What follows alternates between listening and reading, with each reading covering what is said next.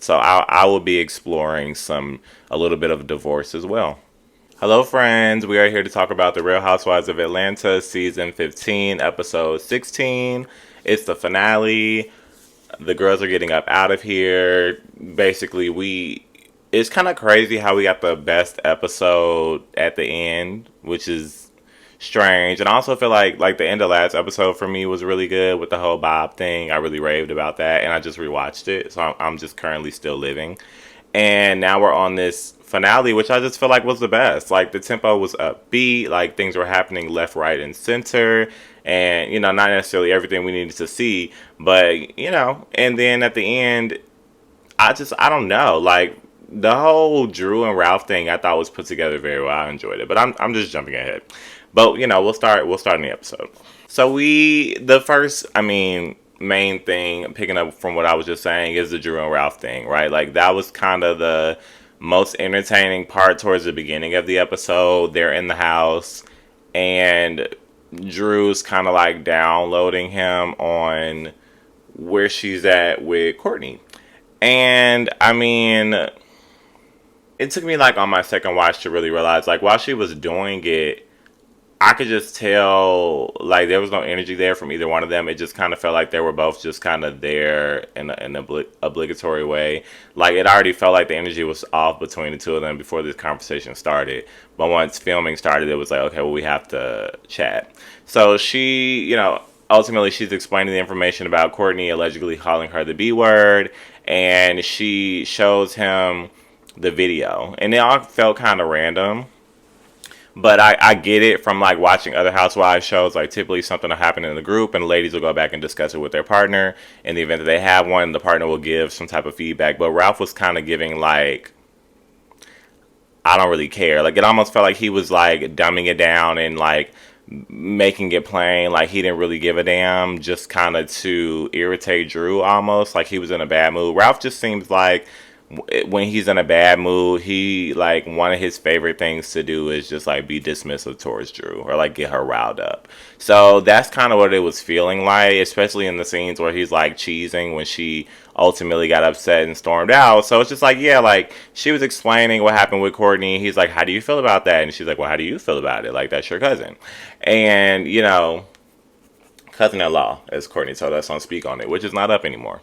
T. So, cousin-in-law. And he's just like, well, a lot of the ladies call you a B word. Like, and it's like, okay, but it just felt like the way that he was coming at it was to just be adversarial and be like, I just don't really care. So, Drew obviously gets upset and she's like, what are you doing? Like, she just feels like if I'm telling you this, because it kind of felt like it was just like I said, an obligatory scene. So it's like, clearly we're working. So you could just like feed into the scene like you're supposed to, give some type of supportive feedback to me as your wife, and let's move on. But instead you're taking this as an opportunity to be weird, is what it felt like to me, because they may have just been having a bad day or like a bad space in time. So Ralph was just on one in this scene. And the thing that really stuck out to me was him saying like, well, what do you want me to do? Like, what, and she was basically trying to explain to him like, well, we're married. So like, she kind of was taking the point of like, if somebody is speaking negatively about me, you should feel some type of way about that. And that kind of goes back to when the girls were really upset about like Marlo talking negatively to him about Drew and him just kind of letting it happen. So I'm seeing it now. Back then when it happened, I wasn't too invested, but now I'm like, okay, pattern. So, she's trying to explain that to him, and he's like, well, like, what did she say negatively about me? Like, why does it have to impact me? Like, what was said about me? Why should I be upset? And she's just like, it's just like, yeah, Ralph, you're weird. Like, that's a weird thing to say. And so, okay, so she kind of just storms off. She's like, I'm not dealing with this. Ralph is cheesing. He's having a really good time, and he kind of looks at the camera like, look what I did. I got Drew riled up. We got a good scene. So, I guess he was working in some capacity then. There are also some discussion. I don't know if this is like before or after. It was before this situation. But we also got further discussion about him moving out of the room. And, we're going to go into that a little bit more, so that's why I didn't really mention it. But, yeah. It gets even worse because then they go downstairs. Drew always got so many people in her house, so they're in the kitchen doing whatever with her sister, who I really enjoy. And I was excited to see this because they showed this scene of her, like, glaring at Ralph, he comes downstairs, because at this point Drew has come down. She's visibly upset, and her sister's asking her like, "What's the tea?" And she's like, "Nothing." Like, so obviously she didn't want to talk about it. Obviously the sister picked up on it, so she's like, "Okay, Ralph done did something." Felt like everybody knew what was going on, but it was weird because like we're working, we're on camera, but it's like we ain't really trying to deal with this. So this was great TV in my opinion. So Ralph comes down. I don't know where the character switch came, or if he was just being even more weird, or maybe if like there was a different camera crew upstairs or downstairs. I'm being facetious because we know that's not the case, but he came down a totally different person, and he, as if nobody was privy to the BS that was happening upstairs, which I guess the sister and the staff in the kitchen weren't. But he comes down and he's just like, "You good?" in front of this kitchen full of people, and it's like, no. So, Drew's like, I'm too tired. Like, I'm exhausted. Like, I've been filming this movie. That's not even the level of tired that I feel like she's talking about. She is tired of Ralph. And she's like, I'm tired. So she gets up. She walks off. She's emotional. He follows her. Oh, and even before that, though, like, they kind of just, like, well, it seems like she kind of storms off. She's trying to just like separate from herself from him. So I think like she went to a separate part of the kitchen, and like now she's trying to have a dialogue with her sister. Like, let's make this scene work. Let's move past the awkwardness because he's irritating me. Let me do my job. So she's trying to facilitate a conversation with her sister, and she's like, well, remember what happened with Courtney, and she told you at the retreat that she didn't call me a B word. So her sister's falling in. She's just like, yeah, like she told me verbatim, she didn't call you a B word. We didn't. I don't know that we saw any of this, but I guess so. She felt strongly about it, and so she's letting her know. And then basically Ralph cuts in and just be like, but I don't think that's a big deal. Like, you've also called her a B word, talking to Drew's sister, and she's like, so you're being even more weird. She's like, at the end of the day, the point is, if she's upset about something, even being called a banana, which I loved that analogy, because period, like, if she doesn't want to be called something and it's upsetting her, the principle of the matter is that you're her husband. So, even if you don't agree, I don't know why you will be going out of your way to invalidate her feelings. And that's all that he was doing. So Drew storms off. She's crying. And, her sister's just basically like, you didn't even have to bring me into it. Like, Ralph, you're doing the most, and at the end of the day, like, why are you doing this? So it just seemed like they knew that Ralph was on some BS. Ralph knew he was on some BS. So that occurred. I just thought that was excellent television. It was very entertaining, and but we're in the finale, so how much of it are we really going to get, right? So whatever. We move on. The biggest thing I did catch from that was like Drew just like crying because she's like, why would you embarrass me? And I think she felt embarrassed, A, because he was acting a fool on camera, and B, because she had already come downstairs and her sister's like, what's wrong? And she didn't want to tell her sister. So you could tell she didn't want to get her sister involved, probably because in the past her sister told her that Ralph was awful and she got banned from the house for 35 years. So, I think she didn't want to involve her sister, but then Ralph brought her sister kind of into the BS and even kind of got her riled up as well. So now everybody's upset. So she's embarrassed, and rightfully so. The next thing, we get a more interesting analogy that I didn't really care for, like the banana one that Drew's sister brought up. But Sheree is explaining to her daughter how when bill collectors call her, she's just like, you'll get it when I get it, and she's not really worried about it. Sheree, there are just certain things that you should keep to yourself. And I understand that you're a reality TV. We do want you to tell your reality, but I wouldn't possibly have been sharing that. I know we can sit here and act like it was in jest and she was just kidding, but the real meat of this conversation is, first of all, she's with her daughter Tiara, which I always enjoy. I've said before, I enjoy seeing Sheree like with her kids and with her family. And so she's with her daughter. Obviously, they have a really good relationship, and they're just having a kiki. And Sheree kind of like, it seems like begrudgingly ask like, okay, well, had you met your half sister that I didn't know anything about? Like, do you know her? Like, she alleges that she's been around, so like, do you know her? And Tiara's like, yeah. And Sheree's like, oh, like, well, was she introduced to you as like your sister? Like, did you know that like she was like a sister? And she's like, yeah. Even though technically she's not her sister because she is Sheree's daughter with somebody else, not with Bob. But you get what I'm saying. Like, Bob and Sheree have two younger children together, so that type of vibe. So she's like, yeah, though. Like, yeah, I knew the relation. And then the weird part to me was that she was looking at Sheree like, I thought you knew. And I feel like that was very, very like telling because it gives me that like they have been introduced to this young lady before. She had been around, and there's a possibility that their mother didn't know, I think is what it gave. And they're just like, maybe she doesn't know because we know our dad is full of it. But then they're like, but maybe she does know and she just didn't say anything about it because she can be kind of full of it. So I think that they were picking the lesser of two evils, and they're just like, we're going to stay out of it because Bob and Sheree be on some weird stuff. You know what I'm saying? Much respect. Those are their parents, but I'm sure they know who their parents are. So I think that they just chose to stay out of it. So I think that that saying of, oh, I thought you knew was very telling because we all know that I thought you knew is a type of moment. So there's tea there. We move on. We get another scene. At this point, see, I'm already like, we got some good like family involved group drama at Drew's house. Then we move on. We're getting another scene with some T from Sheree's daughter, family scene, and now we move on. We're getting another family scene. It's just like, where was this? Because this attributes itself to personal stories. So where was this during the season? Whatever. So we get a scene with Kenya and her dad. I'm excited to see that because we don't really see Kenya much with her family. So I'm excited to see that. And she ultimately tells him that she wants to have another child. I did like, because at first I thought it was going to be like a shade thing where, because he said like, I don't think he's a bad guy or anything, and I know that they've had a complicated relationship. I think it's because of the way that they communicate. They communicate very differently. So I think you can almost see like the we're working on it / robotics of this conversation, which was nice to see, because I say all that to say like he could have potentially gone down the wrong road with her saying like, hey, I want to have children and I have embryos with Mark.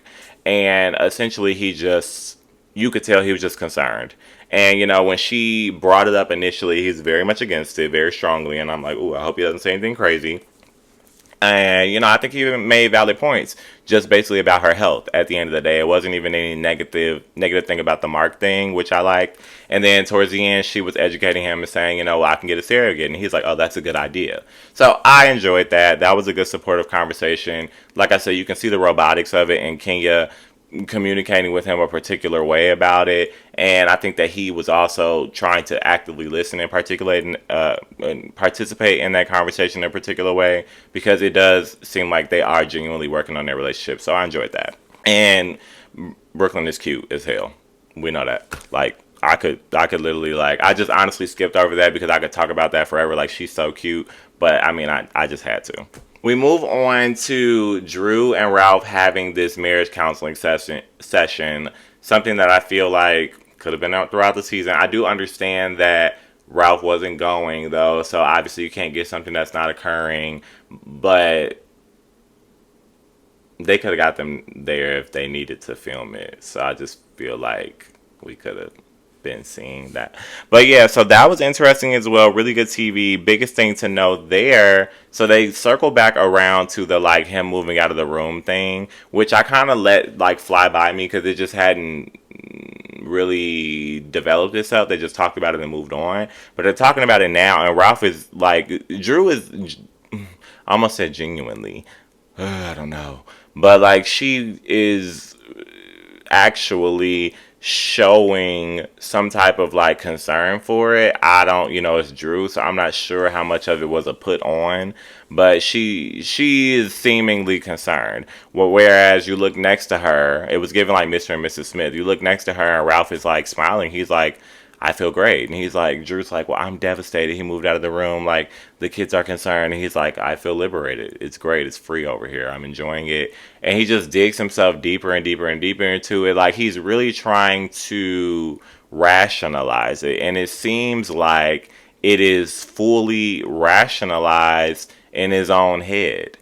Like, it works. And he's almost kind of verbally saying, like, it works for me, therefore it works. Like, not that it's like a good thing for our relationship or it works for our relationship. No, like, it works for Ralph, so like it's fruitful, And then he kind of tried to throw Drew in there at the end, like, well, no, what I'm actually doing is making sure that we both feel comfortable and we both have our own space.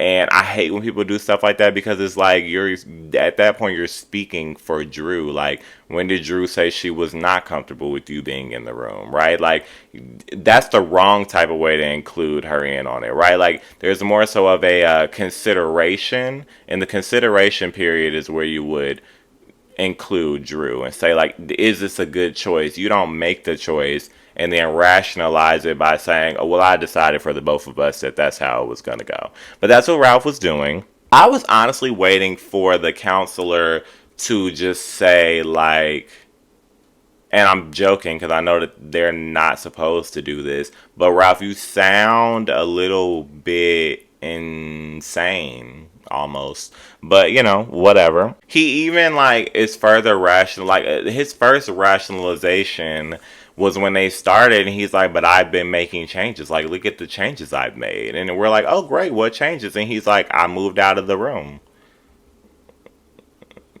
That's like, in terms of changes, like we're talking about in productive things, but again, he's already decided that it was productive because it was productive for him, therefore it was productive for all. So that's the conversation that they have. At that point, it would have been abundantly clear to me, if my name were Drew Sidora, that we should be divorced. Like, don't get me wrong, I know that there are couples who like sleep in separate rooms. I'm actually considering it, and I'm not even in a relationship. But down the line, like, I would love to have my own room. That sounds great, but that's a little bit too much about me. But like, at the end of the day, I know it works for certain couples, but he's doing it to get away. Admittedly, like, he's like, I want to have my own space. I don't, he's basically saying I don't want to be around Drew. I'm not comfortable there, so that's why I'm in a separate room. And I don't think that that's a good reason. So I will be exploring a little bit of divorce as well. Finally, we get to the function. The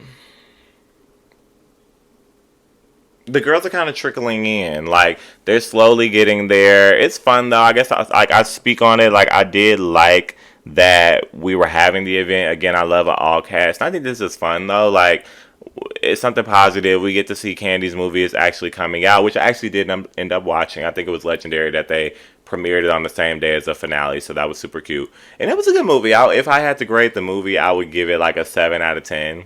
I thought it was good. I have my notes, but I don't. If y'all want me to review it, I will, because I did enjoy it, and I wouldn't mind rewatching it. But I definitely have some notes. So let me know.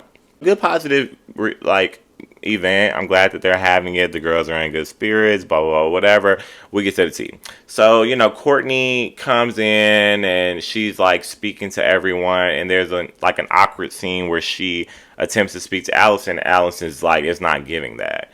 And Courtney's like, oh, my bad. And she's like, yeah, girl, it is your bad. So, Courtney pulls her to the side and she's like, well, let's have a conversation about it.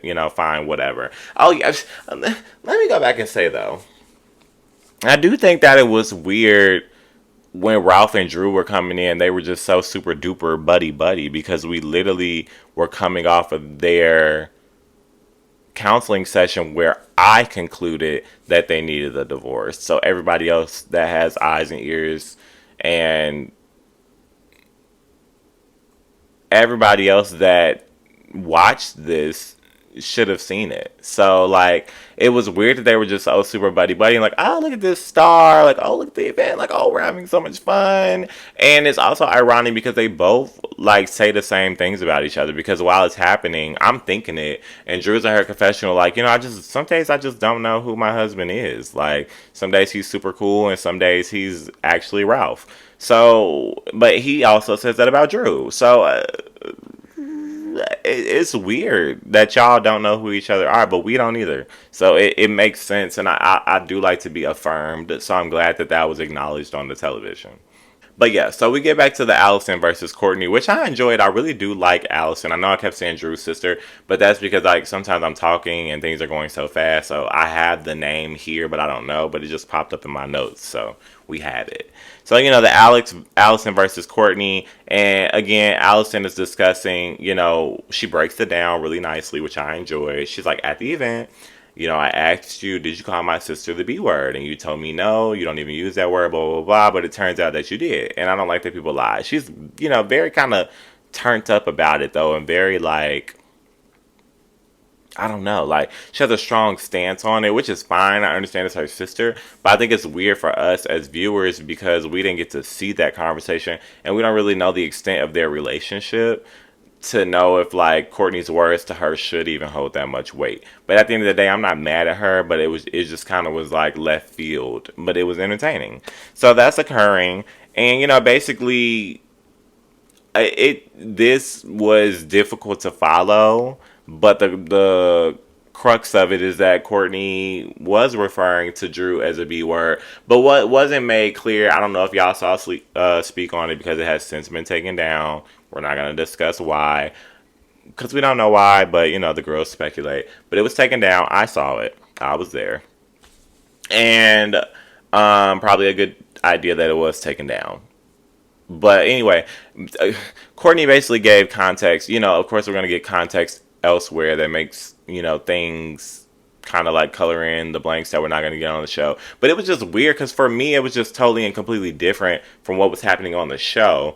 And I feel like if we had gotten that, like what Courtney told us on Speak On It, if we had gotten that on the show, we would have saved 3 episodes right there from talking about this B word thing because it was actually supremely insignificant based on Courtney's context. But at the end of the day, the Cliff's notes of that are, basically during the sleepover thing where Drew was allegedly like reading LaToya, which made Marlo pull it out and record it because she's like, well, I thought she was cool with LaToya, but now you're reading her, so I'm going to record it and show her. Boom. While she's doing that, Drew allegedly actually like went in on LaToya, something else we did not see. And Candy agreed like she really was going in. Like you could tell it was kind of like a hush hush thing, but now Drew and Candy don't get along, so Candy's like, that did occur. So, that's happening, and I guess in that instance, she was referring to LaToya as that be this, that be that. Drew was, that be this, and that be that. So when later on they were having the conversation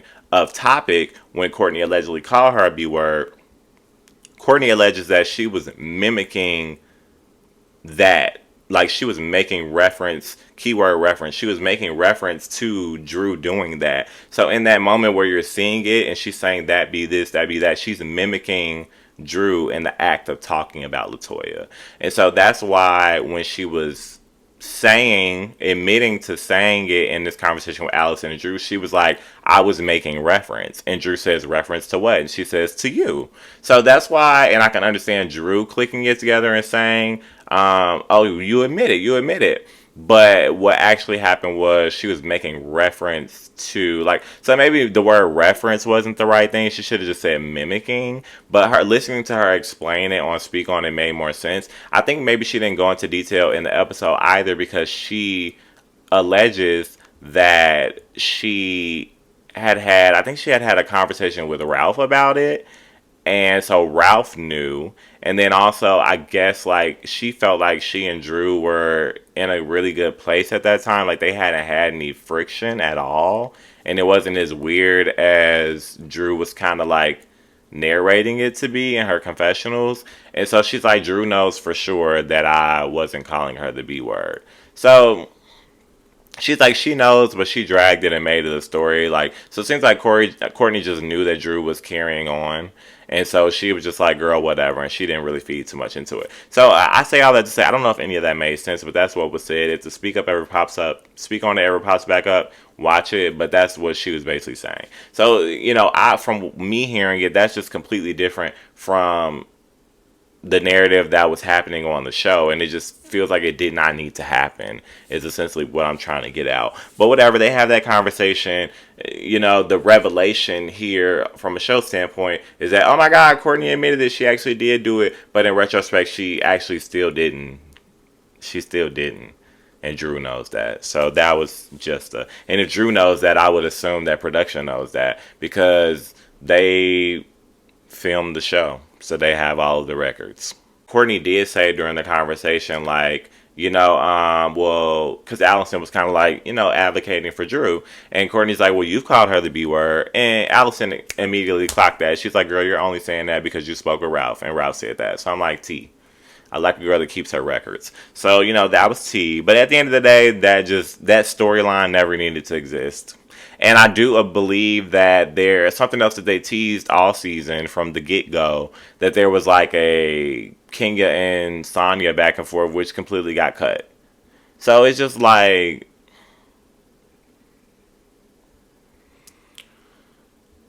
so I mean, all in all, like, again, I'm not going to talk about the whole season until after the finale, where we can really give a full analysis. Not finale, I'm sorry, the reunion, where we can give a full analysis of the whole thing of it all.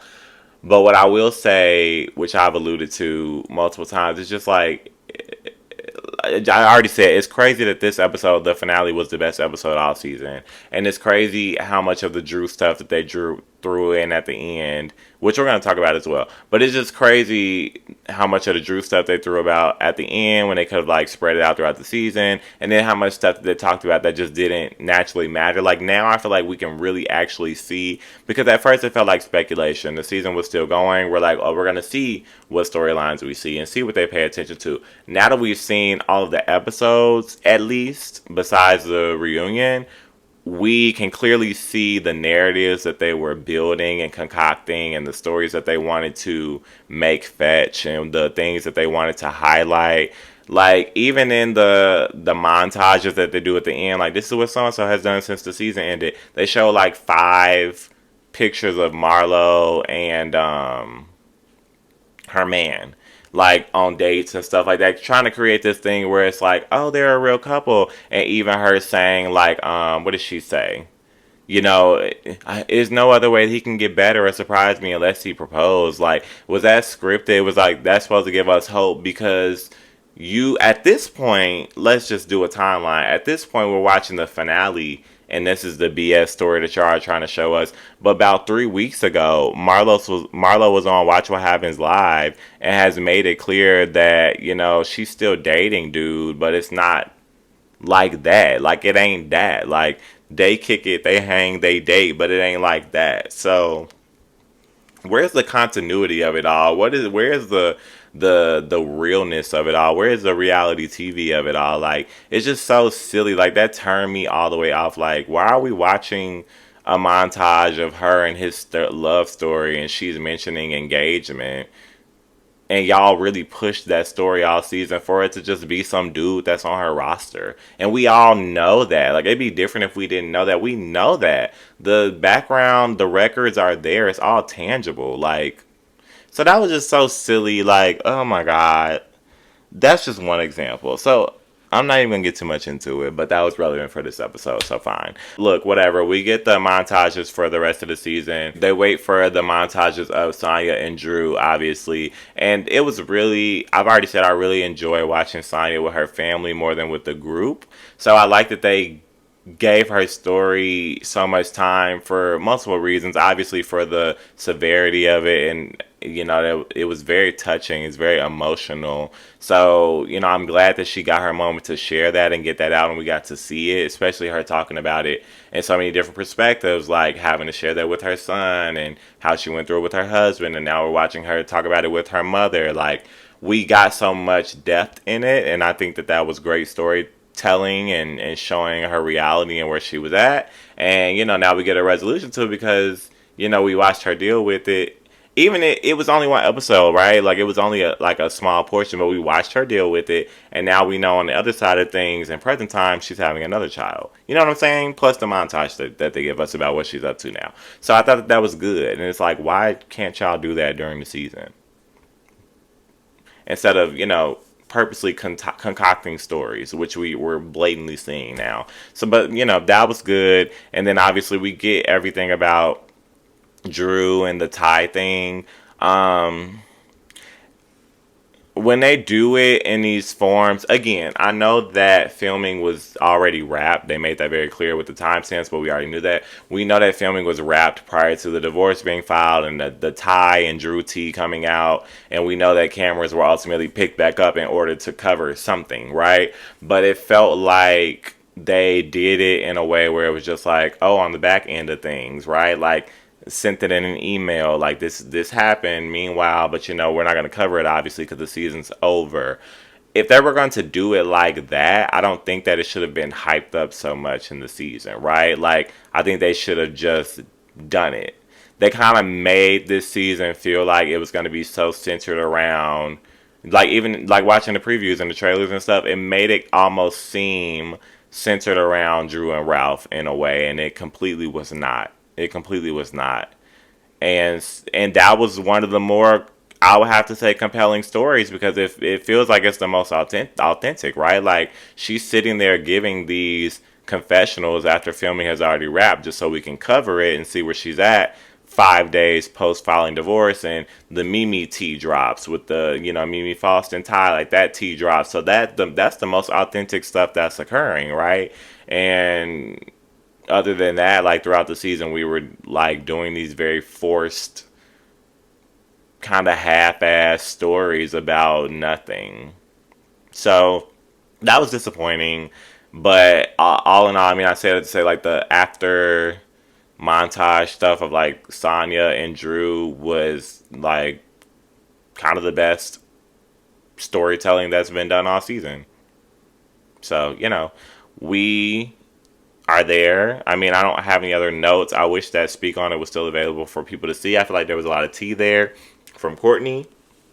And I feel like I'm not a huge fan of Courtney, but what I will say based on the Speak On It, that she seems like a straight shooter and her records are together. But it is weird how strong of a conviction she has to defending Ralph, who from her own mouth is her cousin-in-law, so not even blood cousins.